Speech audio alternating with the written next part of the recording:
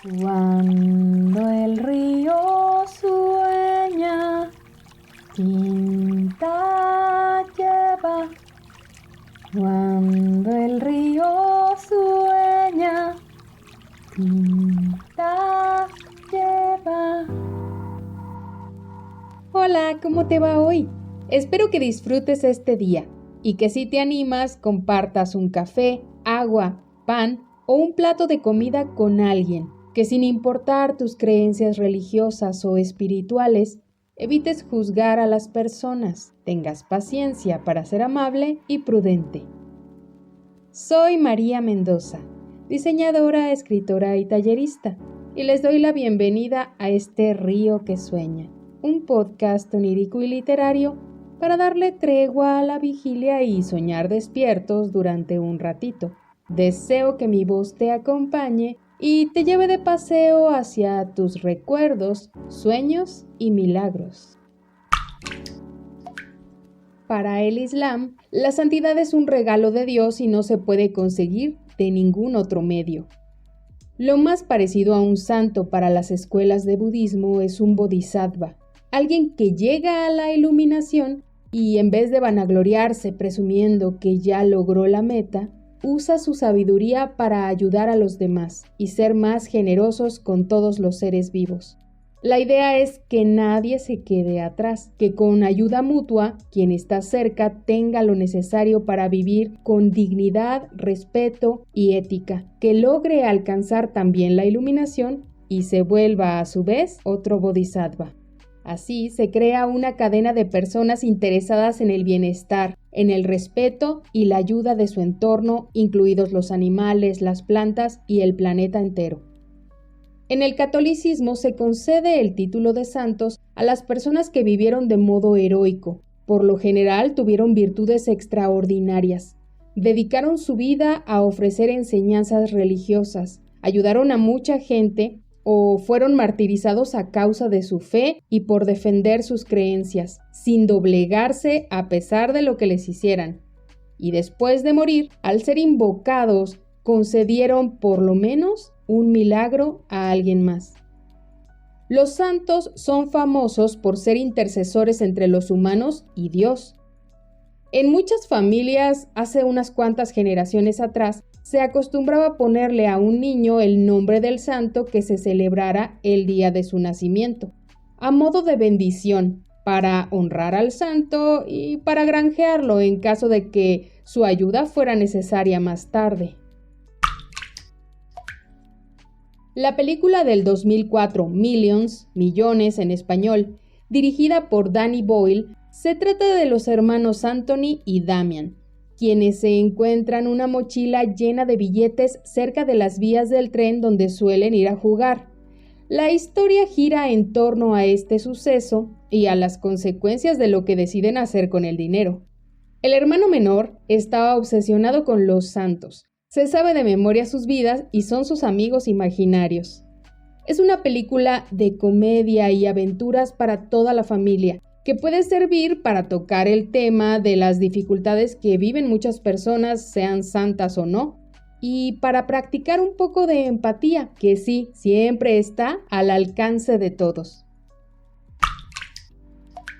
Santa Lucía nació en Italia en el año 283, en una familia adinerada que perdió casi todo después de la muerte del padre y la enfermedad de la madre, a la que ningún remedio le hacía efecto.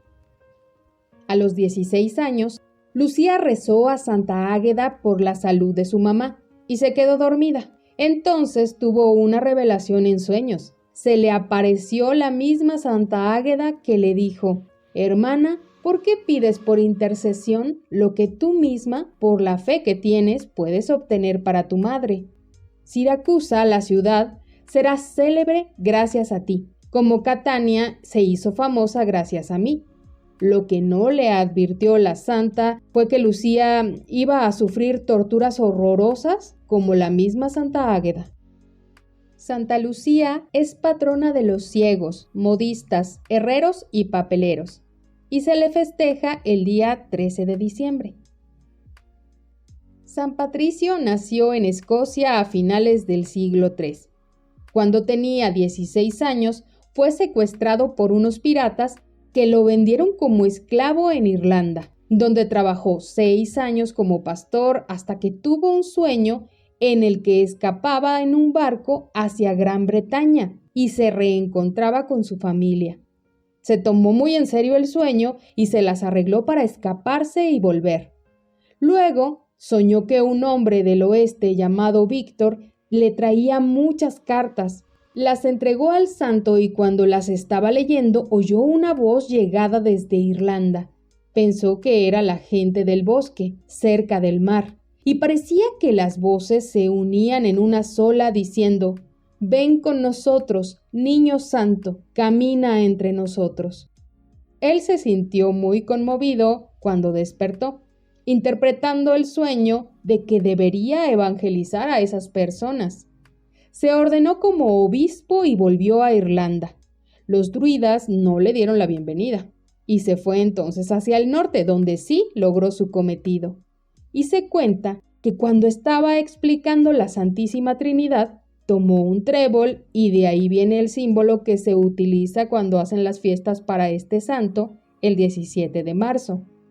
Se le atribuyen varios milagros, que arrojó al mar a las serpientes de Irlanda para destruirlas, resucitó muertos, se dice que rezó para que tuvieran comida unos cuantos marineros y milagrosamente apareció una piara de cerdos que prepararon y se comieron. María Francisca Teresa de Lisieux, Normandía, mejor conocida como Santa Teresita del Niño Jesús, nació en 1873. Fue una religiosa y escritora francesa de la Orden de las Carmelitas Descalzas, que murió a los 24 años. Durante la Primera Guerra Mundial, muchos soldados llevaban una estampa o medalla de Santa Teresita como amuleto de protección y volvieron a Lisieux para dar las gracias por mantenerlos vivos. Se colocó una reja en su tumba porque se fue llenando de medallas, flores y otros objetos que la gente le llevaba como agradecimiento de favores y los milagros que les había concedido, que más tarde se documentaron para su beatificación. La rosa es uno de los símbolos con los que se le asocia a Santa Teresita, porque ella hacía muchas metáforas con rosas en sus textos y poesías, y antes de morir dijo que iba a enviar una lluvia de rosas a la tierra a modo de bendiciones para quien pidiera su intercesión. En su libro Historia de un alma, Santa Teresita cuenta un sueño que tuvo antes de entrar al convento. Una noche soñé que salía a dar un paseo, yo sola por el jardín. Al llegar al pie de los escalones que había que subir, me paré sobrecogida de espanto. Delante de mí, al lado del cenador, había un bidón de cal y sobre ese bidón estaban bailando dos horribles diablitos con sorprendente agilidad, a pesar de las planchas que llevaban en los pies. De repente, fijaron en mí sus ojos encendidos y luego, en ese mismo momento, como si estuvieran todavía más asustados que yo, saltaron del bidón al suelo y fueron a esconderse en la ropería que estaba allí enfrente. Al ver que eran tan poco valientes, quise saber lo que iban a hacer y me acerqué a la ventana. Allí estaban los pobres diablillos corriendo por encima de las mesas. De vez en cuando me miraban nerviosos para ver si yo seguía allí, y al ver que sí, volvían a echarse a correr como desesperados. Este sueño nada tiene de extraordinario. Creo, sin embargo, que Dios ha permitido que lo recuerde siempre para demostrarme que un alma en estado de gracia nada tiene que temer de los demonios, que son cobardes, capaces de huir ante la mirada de una niña. Cuando el italiano Melchiorre Bosco, nacido en el siglo XVIII en Turín, quien es más conocido como San Juan Bosco, tenía solo 9 años, soñó que estaba cerca de una casa en un terreno muy amplio donde vio a muchos niños jugando y riendo. Apareció un hombre con una túnica blanca y un rostro de luz, y le dijo que se encargara de cuidar y educar a los niños.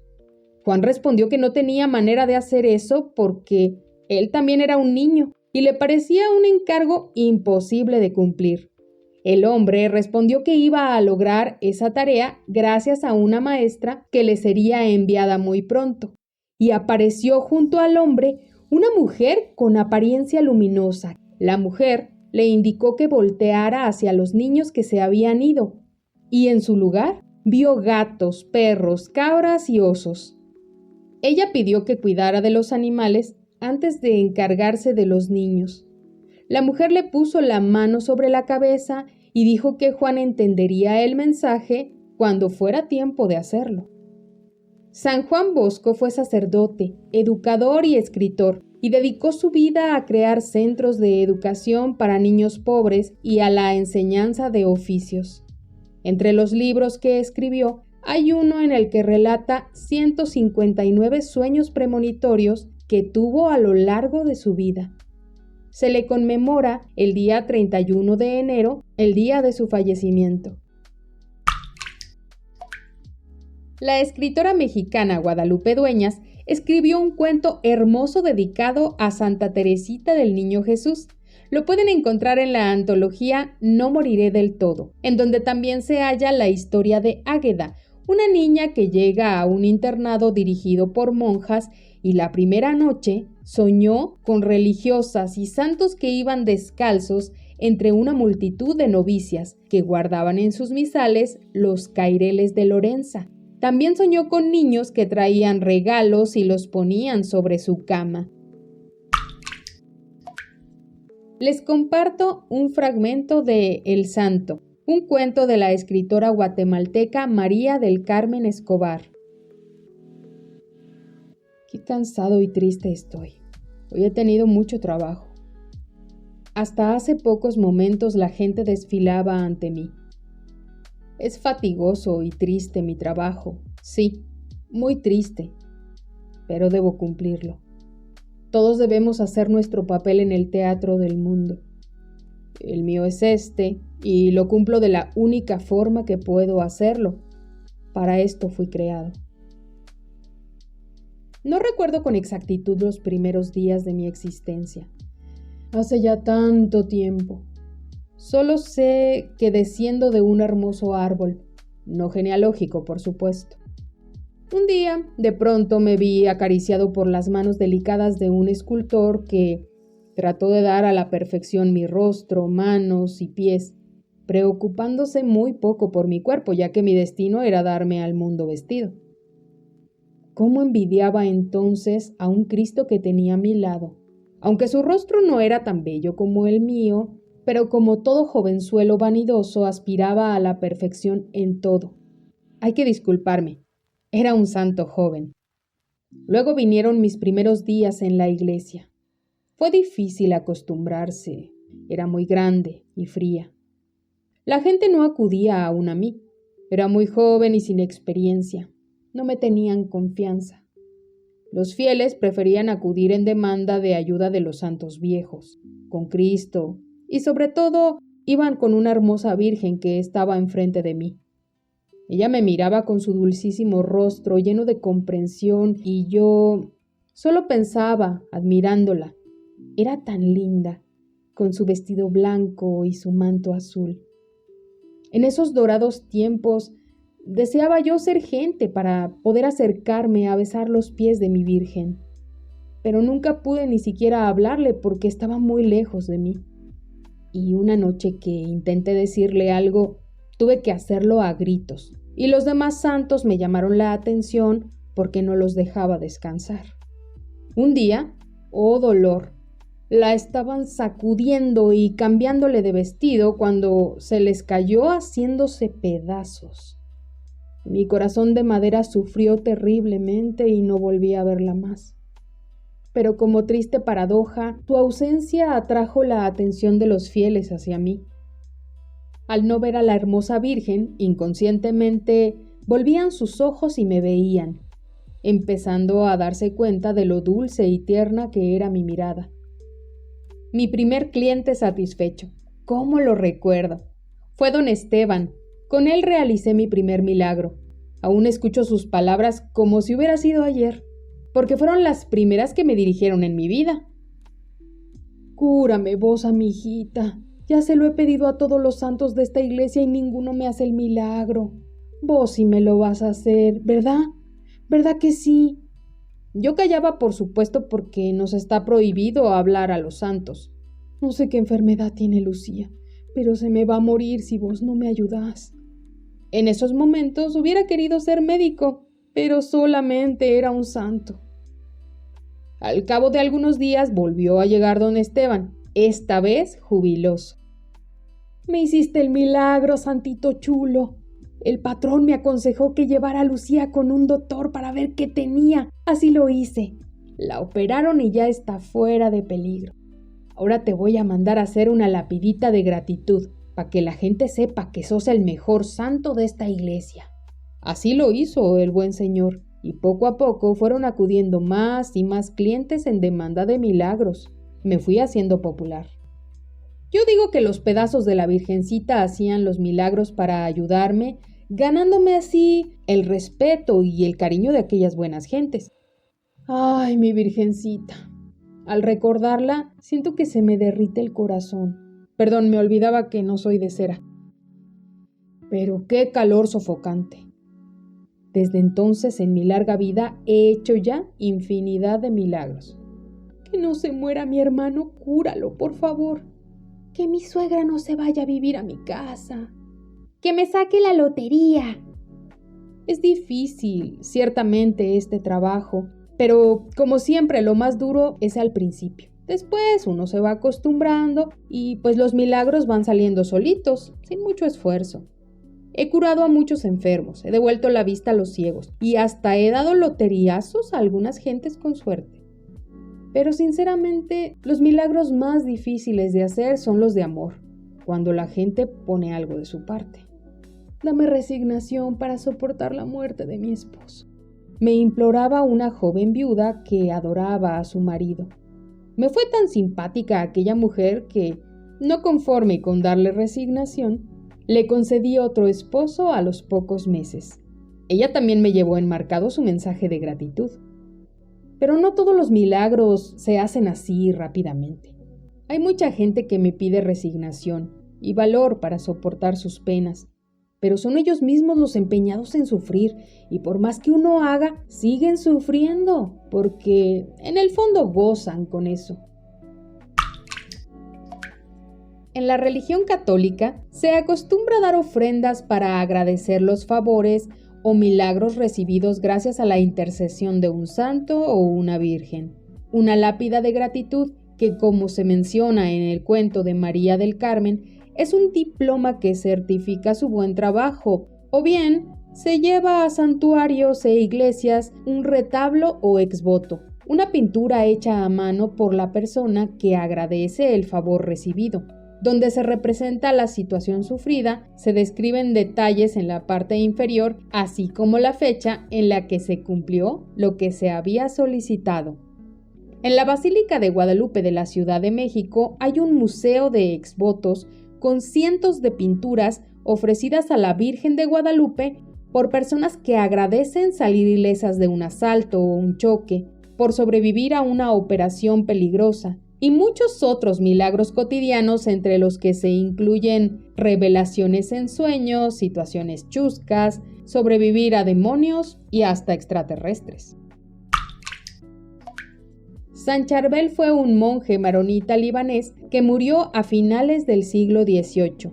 Se cuenta que sus intervenciones y rezos eran milagrosos desde antes de morir, y cuando falleció, la gente veía luces en su tumba, y Charbel comenzó a aparecerse en los sueños de los pobladores. Un herrero tuerto soñó que el monje, Charbel, le echaba un polvo sobre su ojo dañado y le avisó que sufriría un poquito de dolor e hinchazón, pero serían temporales. Cuando estos síntomas por fin desaparecieron, el herrero recuperó la vista. San Charbel es el patrono de las personas que sufren dolores físicos y emocionales. Santa Hildegarda de Bingen fue una abadesa alemana de la Edad Media. Fue pintora, escritora, filósofa, compositora y pionera en el estudio de las plantas para crear remedios naturales.